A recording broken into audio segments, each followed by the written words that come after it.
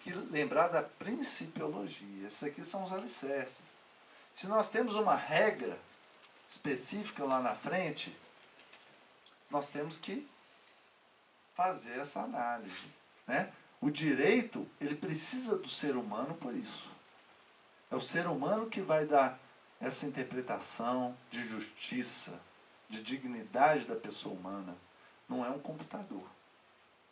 Sempre nós vamos precisar do ser humano para fazer essa análise, em último nível.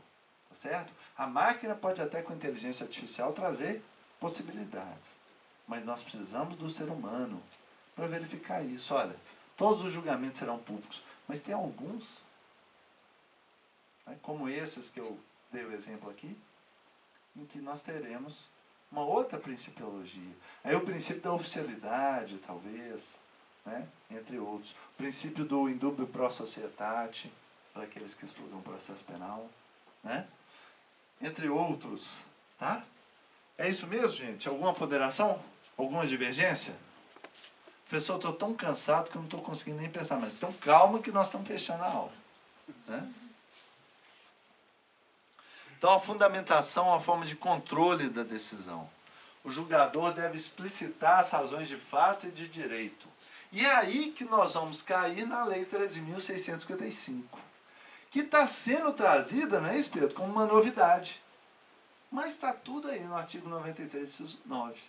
A fundamentação das nossas decisões.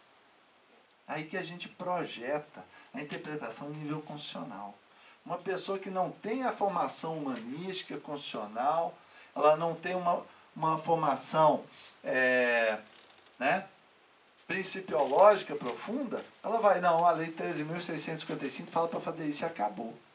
Mas a lei está bebendo nas fontes desse dispositivo constitucional que nós estamos analisando aqui no processo civil, também como um reflexo. Então lá em cima está a Constituição, artigo 93, inciso 9. Aqui está o Código de Processo Civil.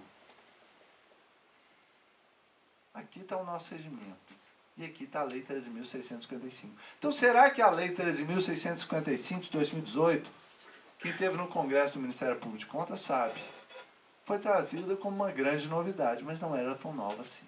Bastava extrair de onde nós estamos bebendo e também do artigo 489 do Código de Processo Civil, que nós vamos ver mais à frente. Então, o julgador deve explicitar as razões e, contudo, se a fundamentação for secreta ou não houver publicidade, a decisão fugirá do controle democrático e impedirá conhecimento e recurso das partes, sendo, portanto, nula. Aí, já estamos partindo para o princípio da publicidade.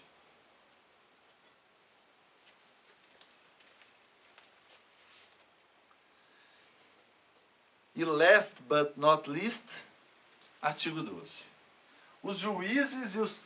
Força, gente. Força que agora acaba. Os juízes e os tribunais atenderão preferencialmente à ordem cronológica de conclusão para proferir sentença ou acórdão. Então, preferencialmente, olha que interessante, houve uma mudança legislativa antes da promulgação, antes da vigência. Desculpe. Durante a vacatio legis, durante aquele 1 ano, já teve essa alteração aqui. Antes da lei estar vigente, já mudou. Por quê? Porque antes era uma ordem rígida. Mudou para uma ordem preferencial. Ou seja, tem que decidir na ordem em que eles foram concluídos para julgamento, para proferir sentença ou acordo. Mas isso se tornou, repito, preferencial. Não mais obrigatório com essa nova lei, com essa lei de 2016. A lista de processos aptos a julgamento deverá estar permanentemente à disposição para consulta pública em cartório na rede mundial de computadores. Por quê? Qual que era o problema antes? A ordem não era pública. Então, chegavam os processos e alguns, aqueles difíceis, né? Possivelmente, iam ficando o quê? Para trás. E não, tem que ser produtivo. Então, cobranças 1000 geravam dificuldades.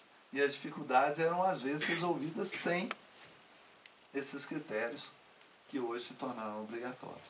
Mas estão excluídos da regra as sentenças proferidas em audiência. Então, aquele juiz que profere sentença em audiência. Ou seja, um dinamismo inegável, obedecendo o princípio da oralidade, o princípio da publicidade, no mais alto grau.